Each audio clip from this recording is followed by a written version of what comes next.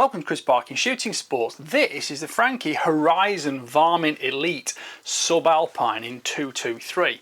Now, I've not had a Franchi rifle before, but this one has. I'll be straight off, it's vastly impressed me because I didn't really know what to expect from them. Italian companies, part of overall the Beretta group, but this is a bit of a standalone unit and I was really interested to see what they did, little features about it and how it stands up against some of the bigger, better known competitors.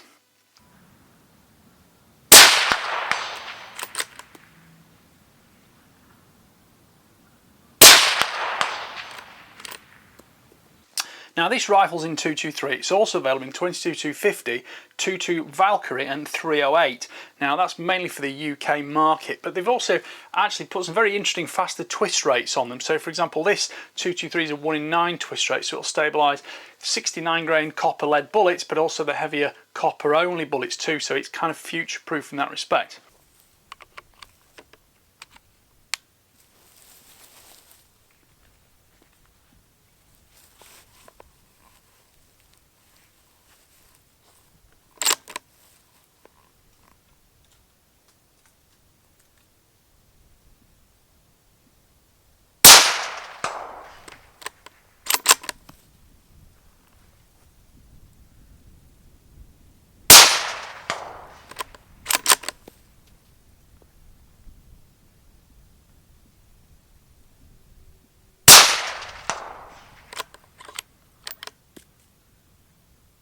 The stock you can see is a dipped finish, it's camo Optifade. I think it's quite a good contrast with the dark deep bronze barrel colour, which is Cerakoted, and it makes it a very unique looking rifle.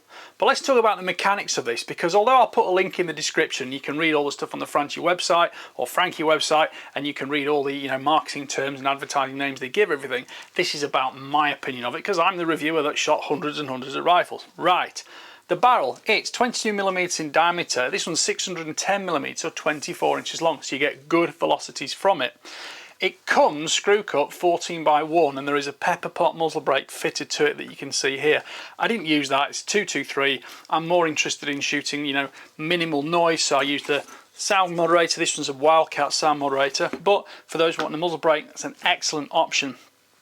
That 14x1 thread's neatly cut, the crown underneath is also very neatly cut and there's no problem screwing the moderator on and off, no bad threads or anything like that. You can see there are 5 300mm long flutes on here as well, which reduces a tiny little bit of the weight from the barrel, just helps to keep the balance a little bit more neutral in the centre. But of course, who knows what's going to get fitted to a rifle in terms of the optics involved, the bipod, moderators, things like that. So it's nice to start with a fairly neutral unit because you know that a moderator is always going to make them a little bit nose heavy anyway. But I think that rifle looks really stunning in its own right there, and it's one of those rifles I kind of want to shoot just because it looks good without a moderator on, so I'll hide that away somewhere and shoot with just the brake for a bit of fun maybe.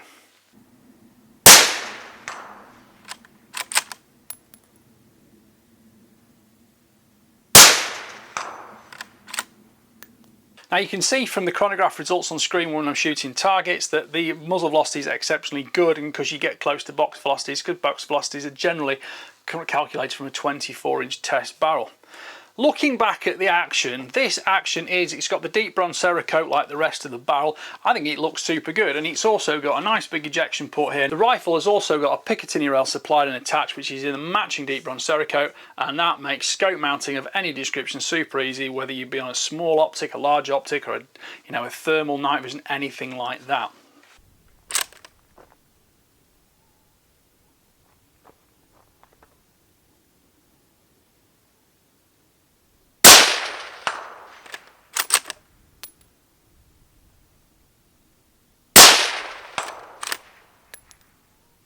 Now, tipping the rifle over and having a bit more of a detailed look at it, this polymer stock is a wide beaver tail forend. It's actually heavily reinforced within. I'll show you a picture on screen of that, and it is stiff and stable. It fully free floats the barrel, and of course when you put it in sticks, which I often shoot from a tripod with a clamp, it doesn't give you any point of impact shift.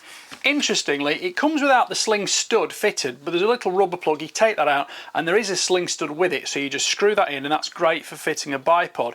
You can't quite see it with this bipod on, but there's a QD anchor point there for a sling attachment, and there is another one at the back end here, but we'll get to more of that in a minute. Now, underneath the rifle you can see we've got a detachable magazine. The actual release button is in the front of the trigger guard here, and that holds 4 rounds in a vertical column, but there's 2 magazines supplied, and that one holds 8 rounds. You can also put a +1 in the chamber with each of them. And one thing I will say is that these magazines are very nicely made. They're totally attuned to the rifle, and they've got a nice little feed ramp on the front there. So if you find yourself in a last minute scenario where you just want to put 1 round in, that's an empty one by the way, you can just drop that in there and it will feed straight to the chamber, which in a 223, especially if you're shooting at night in the dark, foxing, things like that in the UK, that is a very handy feature to know about your rifle.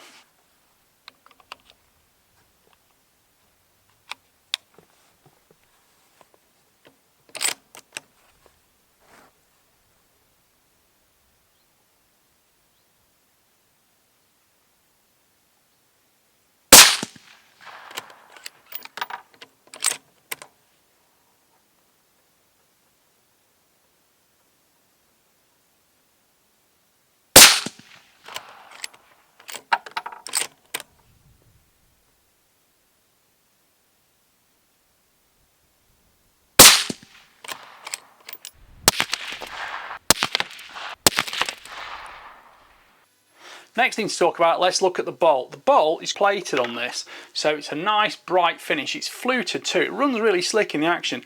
It has benefited just from a little bit of bedding in. The first 20 shots or so have made it super slick and smooth, and of course it's a 3-lug bolt, so you get a 60-degree lift. There's an extractor claw here to help tear that fired case from the chamber, and you've got a plunger ejector, which you can see on screen does a good job of ejecting the brass far and wide. I'll just pop that back in.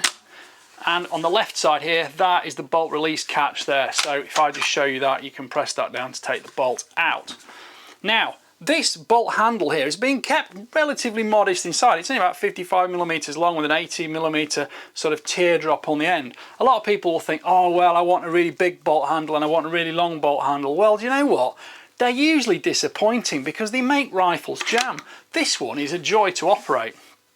This is a truly scaled action, so bolt stroke itself is only 90mm. You can see me on the video. You can just push that bolt close at the back end with your thumb on it, and then when you've fired, bang, you can just flick it open and pull it back like that. It's super light, you don't really need a handful of grip on it, and of course there's plenty of primary extraction to get that case out of the chamber when you just flick it up with your fingers like that. There is a cocked action indicator on the back, which is the back end of the firing pin, so you have got a tactile, representation if the gun is cocked or not. And on the side here, you've got a 2-position safety catch, forward for fire, rear for safe. That doesn't lock the bolt, but you can use it silently just under your thumb like that, and it's absolutely excellent to use. Now, this is a little bit tricky to see. You might be able to see it on the ceiling camera here, but just there's a little checkered part just on the top of the grip there. I really like that because when you're shooting with your thumb up there, it just finds this really comfortable place just to sit and be in position.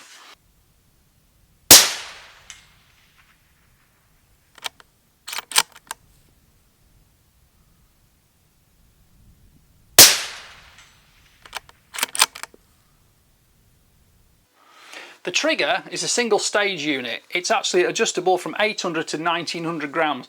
This one was supplied breaking at 950 grams. It's single stage, it's pretty crisp in use, and I was very happy using it. This is an aluminium bottom metal here, steel trigger blade in there, and that, you'll see in the picture of it when it's removed from the rifle, you can see all the details of that. And that, this is another safe dry fire, is actually very nice in use.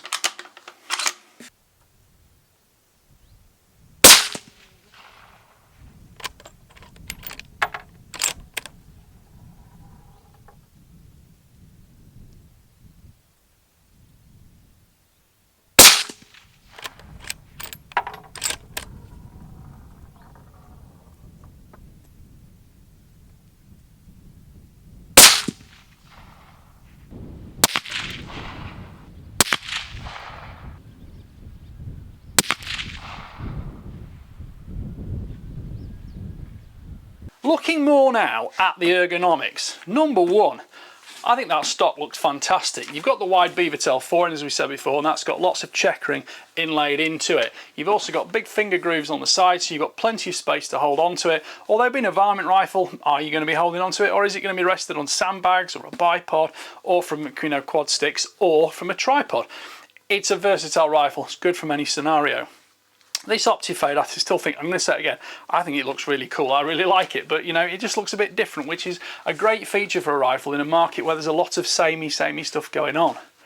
I also like the fact that they've contrasted things like the grip, the butt pad and the cheek piece here. That's in black, and you've got a nice inlaid checkering on that. It's quite a vertical grip profile, but it's got good reach to the trigger blade, and that is a very, very comfortable rifle to shoot, either from prone, sitting, standing, or even improvised, you know, setups. I actually thought it was really nice, so quite happy with that. Let's just talk quickly about the butt pad. Butt pad is a solid butt pad. It's quite sort of medium soft consistency, but there's no soft soggy spots in it, and it's got a nice textured finish on the outside, so it kind of grips into your clothing, into your shoulder by the mechanics of it, rather than being a sort of silly, horrible, sticky compound that picks up all the dust and dirt. Last but not least, let's talk about this cheek piece here. These are available in different sizes. The medium one is the one that's fitted, and it's got a lovely, tall, slender profile.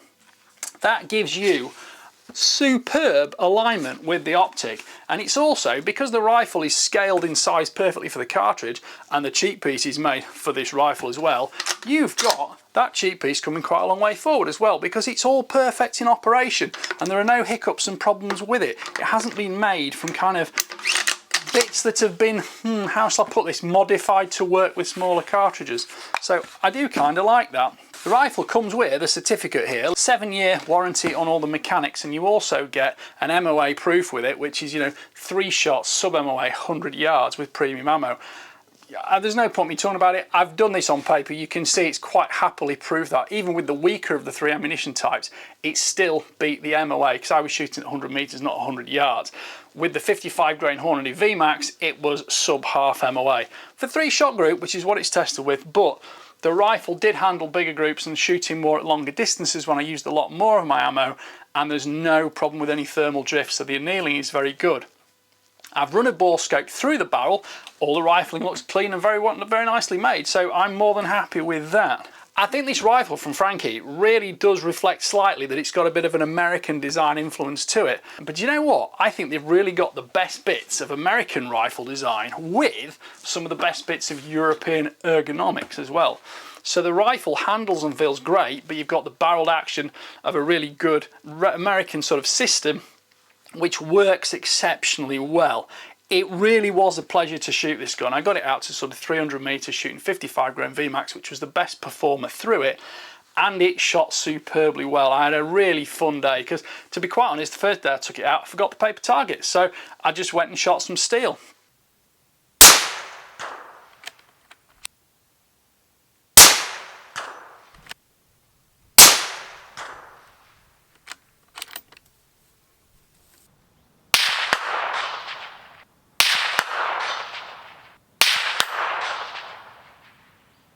I shot the paper targets on the second day, after which time I'd had about 40 rounds to it. It had really smoothed up, slicked in, and it was a joy to operate.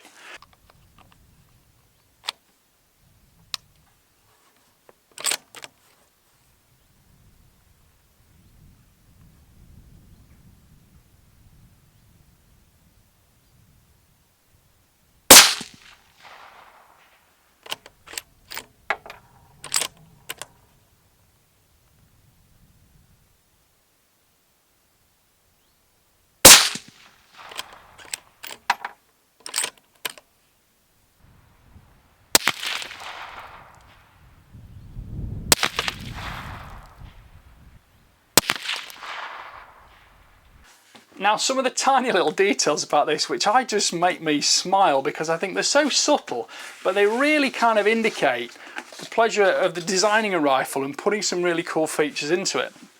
Now, as well as these anchor points here for QD slugs, you've also got a very slight bag rider there, which will pop into your bag really well. But if you look here, can you see the profile on this where my thumb's ring now? There's a little bit of checkering on the sides as well, and that is designed so that when you've got your hand like that, you know, locked into your shoulder, it just gives you that little bit of mechanical purchase and comfort to keep an even more stable position. And that, to me, is a non-advertised feature, but it really does show the art of a gun maker, and I think that's superb, because frankly, once you've paid for all the tooling to injection mould a stock like this, adding a feature like that costs nothing on top if you do it from the start, of course. And I just think it shows a futuristic design. You know, the manufacturers want to get it right first time. They don't want to be doing firmware updates and modifications and new stock here, new stock there. This one has just hit the ground running, and I just think it's a cracking gun to shoot. I hope to test some of these Franchies in the larger cartridges and chamberings because, of course, this is a 223. There's very little recoil at all. The larger cartridges and chamberings on the sort of slightly lighter, more sporting rifles like the Creedmoors and the 308s will show up a little bit more of the handling dynamic of the stock, but from what I've seen, the core geometry of the stock, which is crucial to the way a gun handles recoil, has been kept fairly consistent. And you can see on this gun, again, it's a 223, there's so little recoil, it's got a sound moderator on as well, but you can spot your bullets in flight, it's just a pleasure to shoot, and of course when you're actually moving into position, your head is straight behind the gun into the stock, and of course you can manipulate that bolt quickly without it jamming or lurching or, you know, binding in the action, and you've got the minimum amount of actual personal movement to do that. So you can fire it, open, close, fire it, open, close, and it's really quick to use. Now in the case of this 223, that's partly because the action is short, it's 90mm throw length, which is, you know, really nice compared to the fact that some manufacturers use the same action geometry throughout their range, and you end up with over 100mm of bolt travel for a small cartridge. That doesn't sound like any great problem, and in fairness, it doesn't make the gun any harder to use, but when it is the shorter, slightly slicker action like this, you do appreciate it, and especially for me, it just puts a little smile on my face because I think there's a manufacturer and a designer who are really concentrating on the rifle they're wanting to market, the rifle they're wanting to make. Now this one with this barrel is 1125mm long, which is 44.3 inches. The overall weight is 4,150 grams, which is just over 9 pounds. So it's not the lightest of rifles, but then again in a Varmint or, you know, maybe sort of slightly impromptu target rifle, certainly in the 223 with a faster twist or the Valkyrie, I think the Valkyrie has a 7-inch twist. That's going to make a really nice rifle to take to the range. And of course the heavy barrel with the fluting is going to give you those slightly longer shot strings without heat becoming a problem. But as I said, the barrel seems to be well made and it's not giving me any thermal movement when I've shot the longer groups even through this. Last but not least, the length of pull. Length of pull trigger to the recoil pad is 355mm, which is 14 inches. I consider that, from a man of 5'11" tall and European sort of shooting outset, that to me is the absolute baseline of which recoil pads should sit. It is the fundamental baseline dimension. So anything's either shorter than 14 inches or longer than 14 inches in terms of how I view a rifle. And to be honest, 14 to 14¼ inches is perfect for me. And in a 223, I've no issue with that at all. Of course, having that long Picatinny rail on it means you can move the scope. You know, you've got a lot of versatility as to where you move that scope. And this one's an Element Helix I've got on here. It's a 6-24. So this has got 100mm of eye relief. Yeah, I never felt cramped. I never felt I had to crane my neck back. I could adopt my normal ergonomic shooting position and the scope was happy to sit where it sits. Because if you see it here, the saddle's there, the rings are here. It doesn't look, you know, overly pushed one way or the other because that long Picatinny rail gives you that versatility.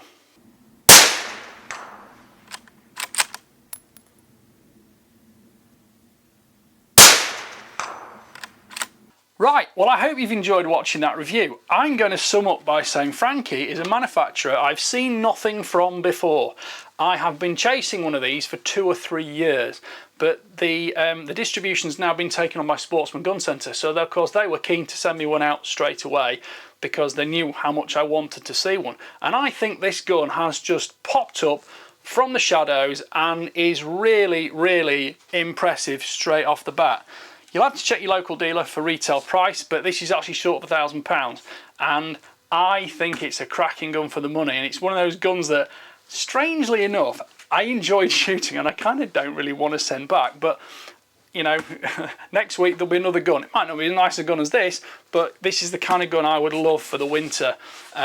Put the thermal, put the night vision on it, take it out, get some really good varminting done on the rabbits, and get out for the foxes as well too with it, because of course with the sound moderator on, it's very modest to shoot, it's extremely well balanced, and of course 4+1 in the magazine is enough for me, but if you want 8 on the range plus one more, well, that's a great rifle. So there we go.